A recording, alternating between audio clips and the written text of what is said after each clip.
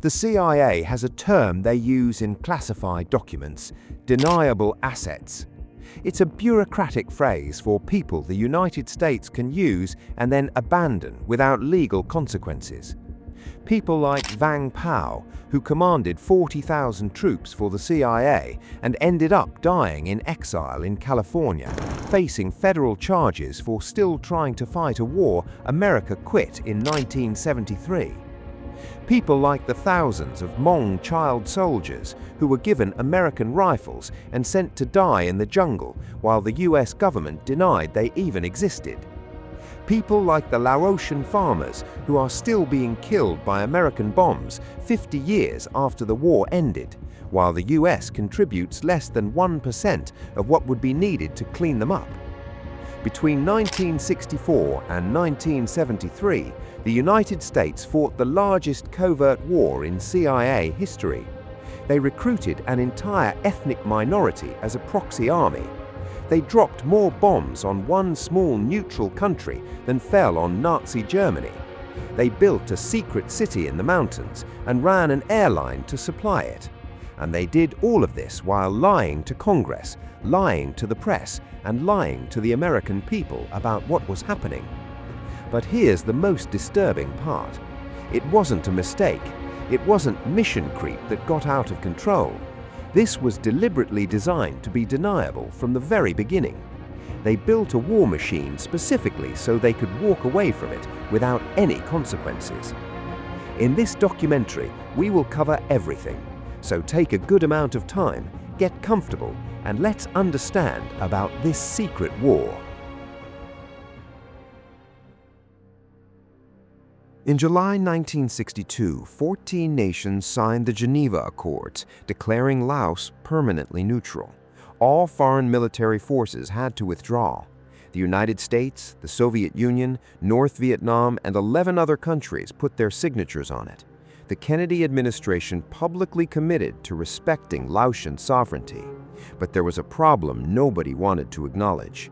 At the exact moment everyone was signing these neutrality agreements, North Vietnam was building a massive supply corridor through eastern Laos. This wasn't just a trail, this was an entire logistics network, 12,500 miles of roads and jungle paths. By 1964, they were moving 20 to 30 tons of supplies daily down what became known as the Ho Chi Minh Trail, fueling communist forces fighting in South Vietnam. So the United States faced an impossible choice: watch the Ho Chi Minh Trail supply the enemy in Vietnam or violate international law. And here's where it gets devious. If North Vietnam was violating the accords, the US could theoretically respond, but they couldn't do it openly without exposing the whole charade of Laotian neutrality. So they created a completely deniable operation. No official US military deployment, on paper at least. No declaration of war. No congressional authorization. Everything would run through the CIA. And when asked directly, State Department officials would simply lie. In 1969, Ambassador William Sullivan testified before Congress. He claimed there were no American combat troops in Laos. This was technically true. They were CIA contractors, not troops. He claimed the bombing was limited to interdicting the Ho Chi Minh Trail. This was completely false. They were bombing civilian areas across northern Laos. This wasn't spin or careful word choice. This was deliberate, orchestrated lying to Congress while under oath. But to pull off a secret war, they needed fighters, and they found them in the mountains. The Hmong are a mountain-dwelling ethnic minority.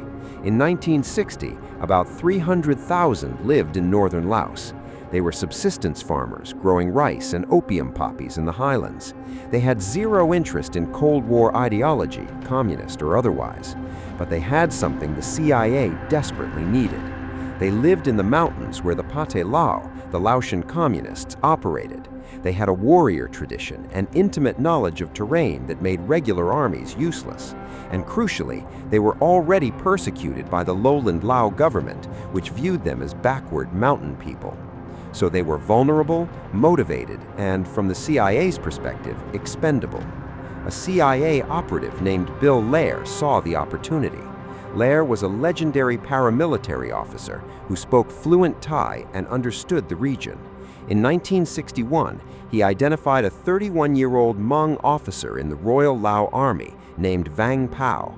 Vang Pao was charismatic, ambitious, and ruthless. He understood both traditional Hmong culture and modern military tactics. Lair made him a simple offer: unlimited American weapons, training, and money.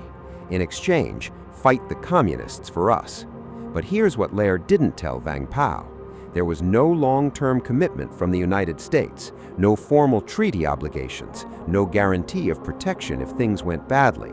Everything was verbal, deniable, completely off the books. So the Hmong were building their entire future on a handshake deal with the CIA. And the recruitment escalated fast.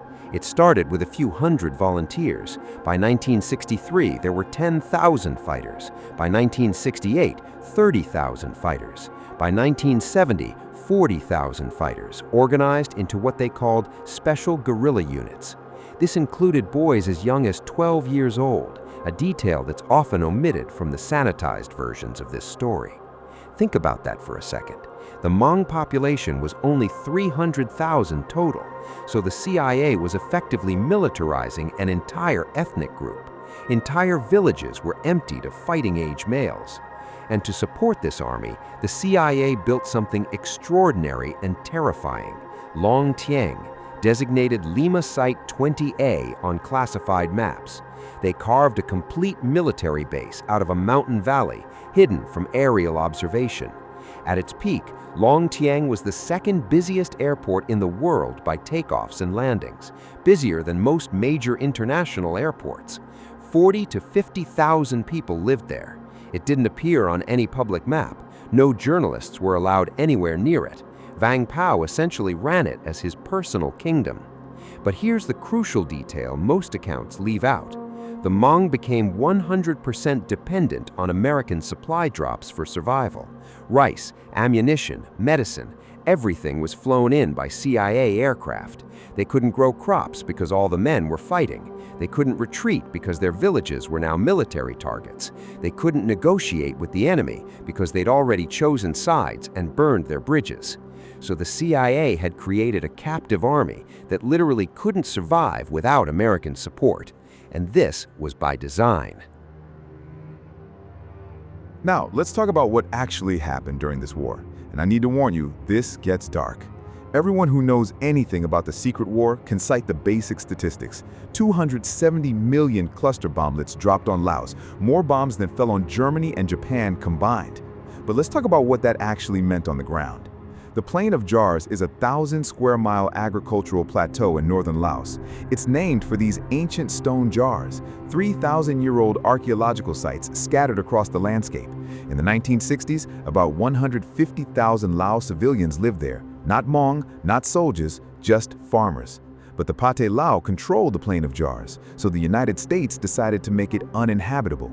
A man named Fred Branthman documented what happened there. Branthman was an aid worker in Laos who spoke Lao. Between 1969 and 1970, he interviewed hundreds of refugees who'd fled the Plain of Jars. He collected drawings from survivors showing what the bombing was like. Their testimonies described deliberate targeting of civilians.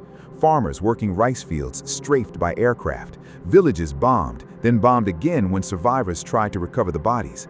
T-28 fighters flown by Thai pilots on the CIA payroll, hitting water buffalo and livestock to destroy the food supply. But here's the detail that's truly damning. Cluster bombs aren't designed to destroy bunkers or infrastructure. Each CBU-24 canister contained 670 baseball-sized bomblets. These were designed to explode at waist height, spraying shrapnel horizontally. Maximum human casualties, minimal structural damage. The U.S. Air Force's own documentation describes them as anti-personnel weapons. So this wasn't collateral damage. This was the deliberate targeting of human beings to depopulate territory controlled by the enemy. The operation to bomb the Ho Chi Minh Trail was codenamed Commando Hunt. There were 7 separate Commando Hunt campaigns between 1968 and 1972. The military used cutting-edge technology for the era: acoustic sensors that could hear truck engines, seismic detectors that sensed vibrations, heat sensors that detected body warmth. the Air Force dropped thousands of these sensors disguised as plants, creating what they called an electronic battlefield along the trail. But here's what the Pentagon papers later revealed. Despite dropping 3 million tons of bombs on the Ho Chi Minh Trail, despite all the sensors and technology, North Vietnam increased the flow of supplies every single year. In 1968, about 60 tons per day were getting through to South Vietnam. By 1971, over 200 tons per day were getting through. The U.S. military's own estimates said they destroyed maybe 10 to 20% of supplies at best. So the bombing campaign failed its primary objective, but they kept doing it anyway, because stopping would mean admitting it didn't work. And the way the bombing actually worked created perverse incentives. Pilots were given fragged targets each night, required truck kills they had to achieve. The problem was, in complete darkness over jungle canopy, you can't actually see what you're bombing, so pilots would just drop ordnance on coordinates. If they didn't report truck kills, they'd get in trouble with their commanders. This created massive incentive to falsify reports. AC-130 gunship crews would claim truck kills for any heat signature. Could have been trucks, could have been village cooking fires, could have been livestock. Nobody on the ground was checking. But the statistics made it look like the bombing campaign was working, which is all that mattered for the Pentagon. And then there were the barrel shift operations. When planes couldn't find targets in North Vietnam due to weather, or couldn't drop ordnance over the trail because the anti-aircraft fire was too heavy, they'd divert to pre-approved free fire zones in Laos. They just dumped their bomb loads anywhere within designated rectangles on the map. No specific targets, no intelligence, just tonnage dropped before returning to base. These zones often contained villages. So Laotian civilians were being bombed not because they were military targets, but because American pilots needed somewhere to drop their bombs before landing. Now let's talk about Air America. Air America wasn't just contracted by the CIA. The CIA directly owned it through a front company called Pacific Corporation. It was incorporated in Delaware for maximum secrecy, with fake board members listed on the paperwork, but it operated exactly like a normal commercial airline. At its peak, Air America had 167 aircraft and over 300 pilots and crew members. They flew scheduled routes like a regular airline. They had painted livery, ticket counters, ground crew, the whole thing. But the cargo wasn't normal. Yes, they transported weapons and ammunition to Hmong forces. Yes, they flew rice and medical supplies, which provided humanitarian cover for the operation, but they also transported cattle and livestock to feed the population at Long Tieng. They transported opium from Hmong villages. We'll come back to that. They transported Hmong child soldiers, some as young as 10 or 12, to training camps. They transported body bags full of Hmong dead back to villages for burial. They transported CIA operatives in civilian clothes. They transported political warfare materials, and they transported cash, millions of dollars in physical currency for payroll. The pilots made between $30,000 and $50,000 a year, which is equivalent to over $250,000 today. Many were ex-military, adrenaline junkies. Some were true believers in the anti-communist cause. Some just liked the money and the adventure. But they were landing on 1,500-foot dirt strips carved into mountain ridges in weather that grounded regular military aircraft, often under enemy fire. 242 Air America personnel were killed during the war. And here's the thing about deniability. It was a complete fiction.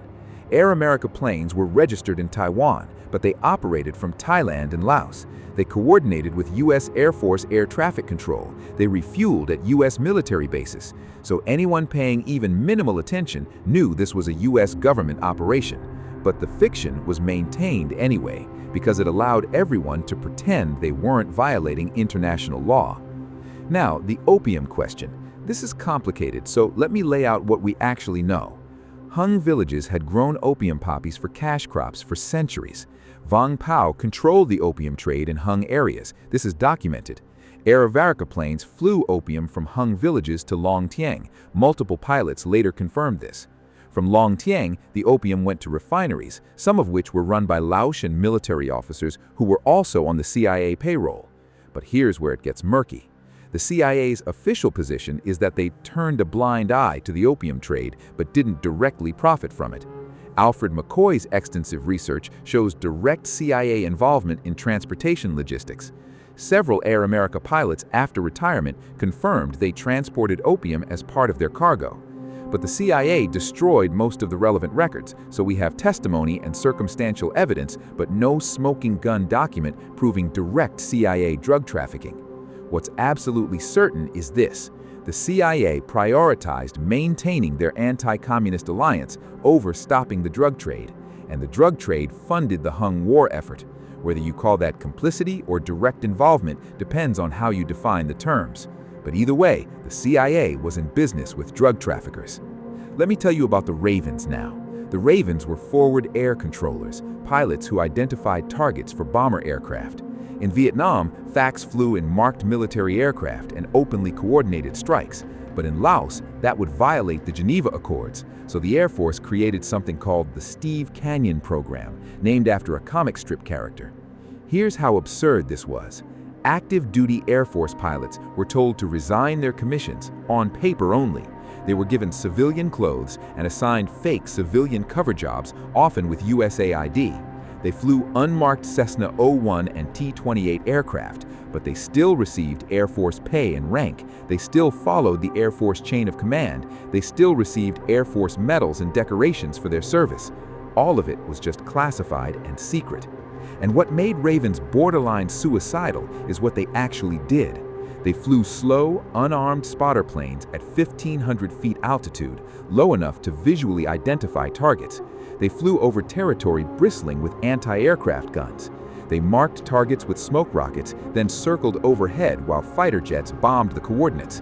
So they were essentially flying targets themselves, drawing fire so the fast movers could come in and destroy the anti-aircraft positions. The average life expectancy for a Raven was 5.5 months in country. Only 160 pilots total served as Ravens during the entire war. 31 were killed or went missing. They developed a reputation for being completely insane. They would deliberately dive at anti-aircraft gun positions to provoke fire, then call in airstrikes on the guns. They competed with each other for the most dangerous missions. But here's the important detail. Their official mission was to identify military targets only. The reality is, they called in strikes on anything that moved in areas controlled by the Pathet Lao. Water buffalo could be used for transport, hit it. Farmers in fields could be soldiers, hit them. Villages could be supply depots, hit them. So the distinction between military and civilian targets completely dissolved. One former Raven later admitted in an interview, if it was in a free fire zone, we hit it. No accountability, no review process, no investigation of civilian casualties, just daily bombing runs directed by 25-year-old pilots flying Cessnas. Now, let's talk about what was happening on the ground. The official Hmong military casualty figures range from 10,000 to 30,000, depending on which source you trust. But the Hmong population demographics tell the real story. In 1960, there were 300,000 Hmong in Laos. By 1975, 1/3 were dead, displaced, or had fled as refugees. Some Hmong villages lost 70% of their military-aged males. And by 1970, they'd run out of adult men to recruit. So Vang Pao started recruiting teenagers, then 13 and 14-year-olds, then 10 to 12-year-olds. CIA officer Bill Lair later admitted this made him want to quit, but he didn't quit. On January 27, 1973, the United States and North Vietnam signed the Paris Peace Accords. The agreement covered the Vietnam ceasefire, the exchange of prisoners of war, and the withdrawal of US forces. But Laos wasn't mentioned in the agreement. The secret war had been so secret that it wasn't even included in the peace deal ending the war. In February 1973, there was a separate ceasefire agreement negotiated for Laos. This was between the Royal Lao government and the Pathet Lao. It created a coalition government with a 50-50 power split. But the Hmong weren't represented at these negotiations. They weren't an official political faction. They were CIA contractors, so they had no seat at the table deciding their fate. And here's what the agreement meant specifically. All US military personnel and civil advisors had to leave Laos. Airstrikes had to stop immediately. All CIA operations had to cease. But the Hmong had no fallback position, no alternative source of government support, no exit plan. They'd fought for 13 years based on the implied promise of American protection. and now the Americans were leaving. In March 1973, as the CIA began withdrawing from Long Tin, Vang Pao met with the CIA station chief. He asked directly, "What happens to my people?" The answer, paraphrased from declassified cables, "You should try to negotiate with the Pathet Lao." But Vang Pao had spent 13 years killing Pathet Lao fighters. He'd personally led bombing raids against them. His name was synonymous with the American war effort. So negotiate was essentially a death sentence, and everyone in that room knew it. Let me give you the specific timeline of abandonment. March 1973, most CIA officers leave Laos. April 1973, Air America drastically reduces flight operations. June 1973, the last US bombing runs over Laos. May 1974, the coalition government is officially formed, with Pathet Lao leaders taking control of key ministries. August 1974, Nixon resigns over Watergate. US political attention is completely elsewhere. April 1975, Saigon falls. The US focus is entirely on evacuating Americans and some Vietnamese allies from Vietnam. May 1975, the Pathet Lao begins consolidating complete control over Laos. But the Hmong are still there, still armed, still vulnerable, still waiting for America to keep its promises. On May 14, 1975, Vang Pao was evacuated by the CIA. One C-130 transport plane, in the middle of the night, landed at Long Tin and took off for Thailand. On that plane, Vang Pao, his 7 wives, his children, and close military commanders.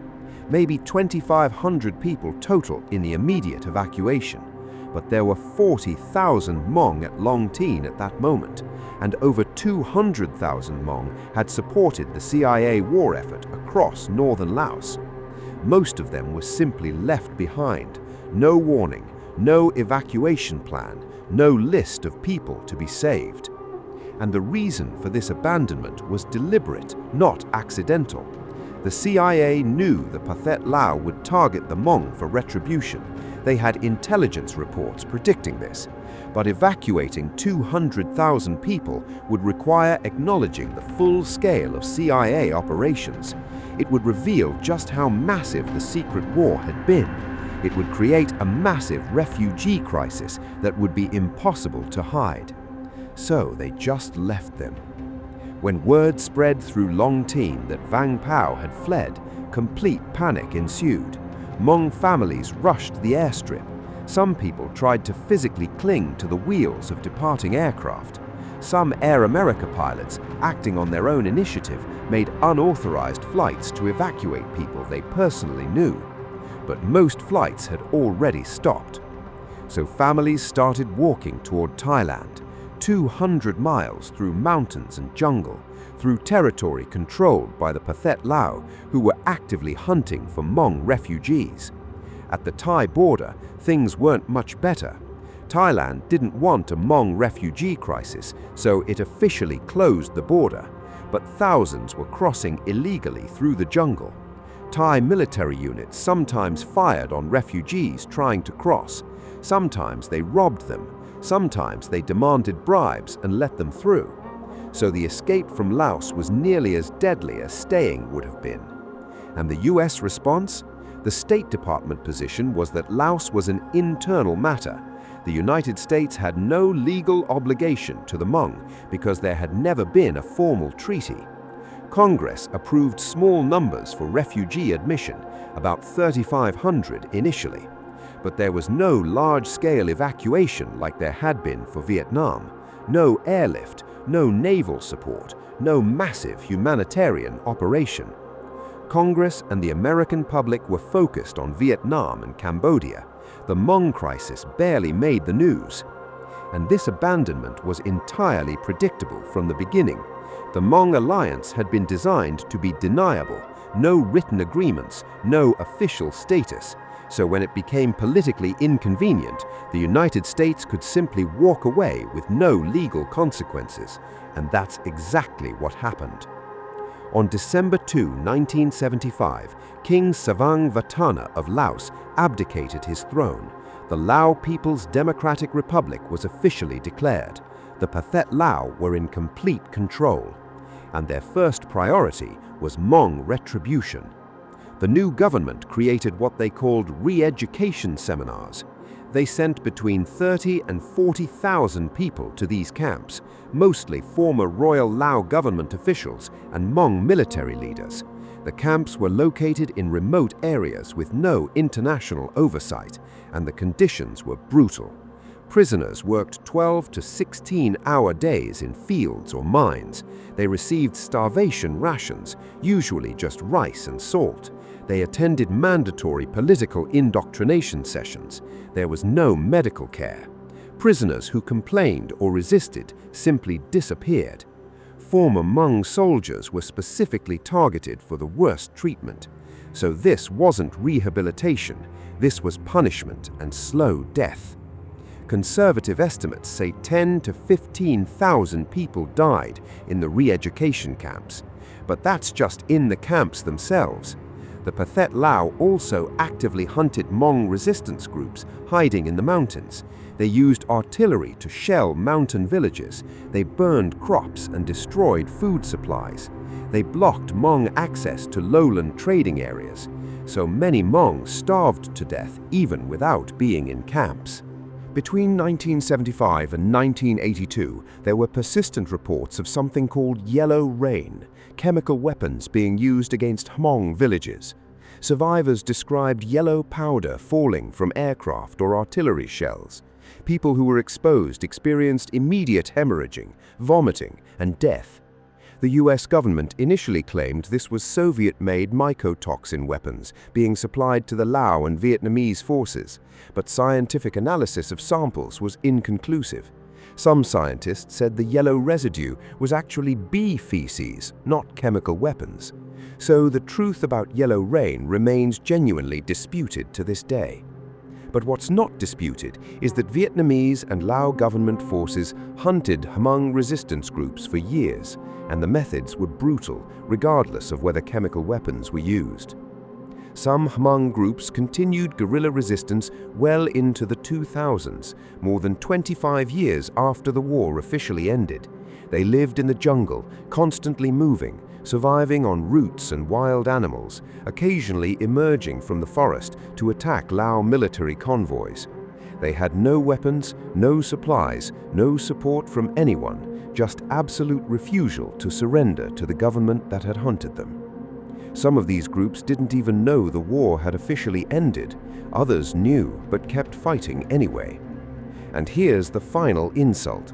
Throughout the late 1970s and early 1980s, the US State Department received reports about Hmong persecution. Some CIA officers who had worked with the Hmong tried to raise the alarm about what was happening, but the US was normalizing diplomatic relations with communist Laos. Accusations of genocide would have complicated that diplomacy. So the reports were downplayed or quietly filed away. There was no intervention, no international sanctions, no consequences for the Lao government. The Hmong had been abandoned twice, once in 1975 when the Americans left, and again when their persecution was ignored by the same government that had hunted them. Let me tell you what it's like to live in Laos today. Everyone cites the statistics: 80 million unexploded bombs still in the ground, 30% of the country contaminated with ordnance. But let's talk about what that actually means in 2024. The CBU-24 cluster bomb canister had 670 individual bomblets, each one about the size of a tennis ball. They were designed to explode on impact, but they had a failure rate of 10 to 30%, so every single cluster bomb canister that was dropped left somewhere between 67 and 200 live bomblets scattered on the ground. They didn't magically disappear when the war ended. They're still there, half a century later. Here's what daily life looks like in contaminated areas. Farmers hit unexploded ordnance with their plows regularly. Children find colorful bomblets, they were often painted bright yellow or white, and think they're toys or valuable scrap metal. Explosions happen when people are plowing fields, digging wells, collecting firewood, building houses, or doing controlled burns to clear land for planting. Between 1973 and 2008, more than 20,000 people were killed or injured by unexploded ordnance in Laos. Between 2009 and 2023, there have been over 1,000 additional casualties. The current rate is 50 to 100 casualties per year, but those are just the reported casualties in areas where there are medical facilities and record keeping. In remote villages, deaths often go unreported, so the real numbers are almost certainly higher. And here's the economic dimension that doesn't get talked about enough. 25% of Laotian villages have significant UXO contamination. This prevents agricultural development. Farmers can't expand their rice paddies into contaminated areas. They can't graze livestock safely. Infrastructure projects, roads, schools, wells can't be built without expensive clearance operations first. So Laos remains one of the poorest countries in Asia, in part because of American bombs dropped 50 years ago. And then there's the cruelest irony of all. Scrap metal is valuable in Laos. Bomb casings and shell fragments can be sold for recycling. So desperately poor Laotians risk their lives digging up unexploded ordnance to sell for scrap metal. It's incredibly dangerous work, but for some families, it's economically necessary. There's an entire informal industry built around finding, defusing, and scrapping unexploded bombs. People are literally risking death to clean up America's mess, and they're making pennies doing it. Organizations like MAG's Advisory Group, have been working on clearance since 1994. They use teams with metal detectors to clear land meter by meter. The cost is between $300 and $1,000 per acre, depending on contamination levels. But here's the math that shows why this is nearly impossible to solve. Laos has 78 million acres of land. 23 million acres are estimated to be contaminated with UXO. The current clearance rate is between 10,000 and 25,000 acres per year. So at the current pace, it will take somewhere between 900 and 2,300 years to clear all the contaminated land. Current annual funding for clearance is about $30 to $50 million, mostly from the United States. But let me put that in perspective. The United States spent $17 million per day bombing Laos, adjusted for inflation, for 9 years. That's roughly $55 billion total spent creating this problem. The U.S. has contributed approximately $200 million total for UXO clearance since 1995. So we've spent 0.36% on cleanup compared to what we spent creating the problem. And even that minimal funding took decades of advocacy to achieve. Now let's talk about what happened to the Hmong who made it out. By 1980, over 120,000 Hmong had fled to Thailand. They lived in refugee camps, Ban Vinai, Nong Khai, and others. These camps were designed for temporary stays, but some Hmong families stayed for over 15 years. Ban Vinai, the largest camp, held 45,000 people at its peak. It was designed for 10,000. There was no employment allowed, very limited education initially, and families were entirely dependent on UN food rations. So an entire generation grew up in those camps. Children were born, raised, married, and had their own children in the camps. They'd never set foot in Laos, but they couldn't leave Thailand either. U.S. resettlement happened in waves. Between 1975 and 1980, only about 3,500 Hmong were admitted, mostly people in Vang Pao's immediate circle. The 1980 Refugee Act opened the doors wider. During the 1980s, 27,000 Hmong were resettled in the U.S.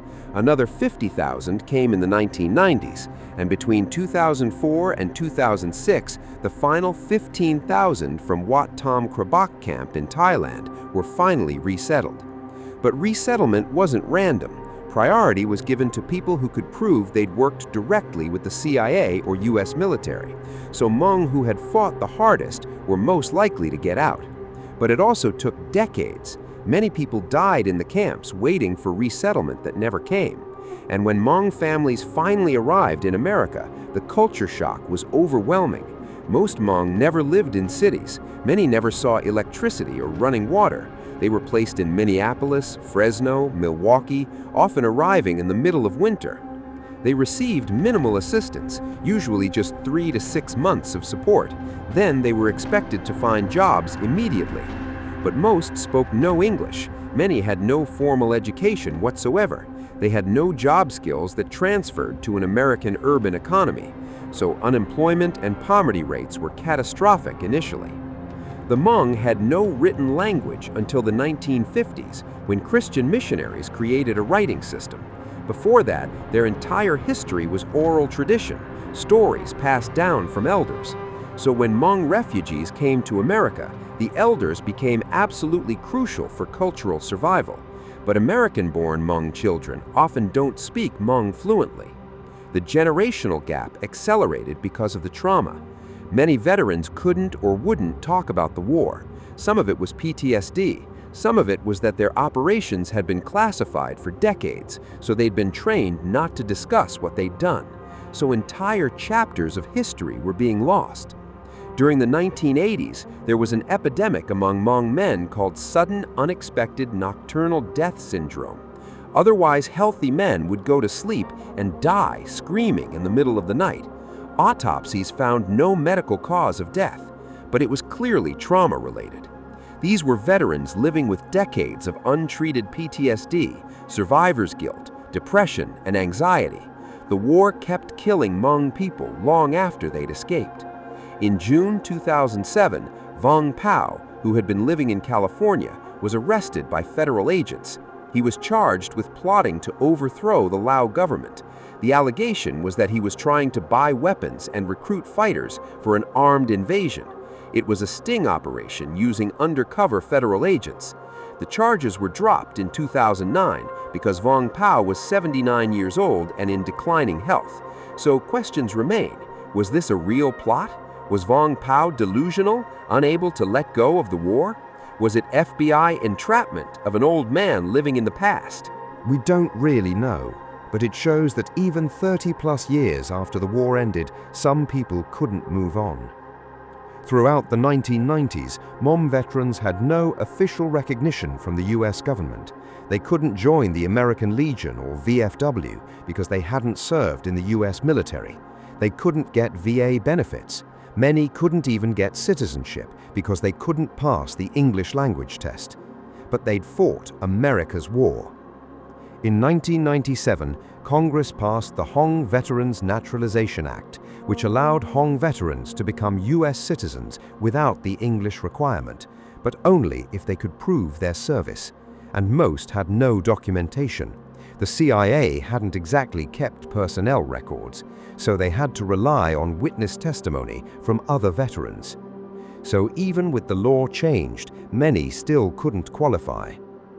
The Congressional Gold Medal was first proposed for Hmong veterans in 2002. It was finally awarded in May 2018, 43 years after the war ended. The Congressional Gold Medal is the highest civilian honor Congress can bestow.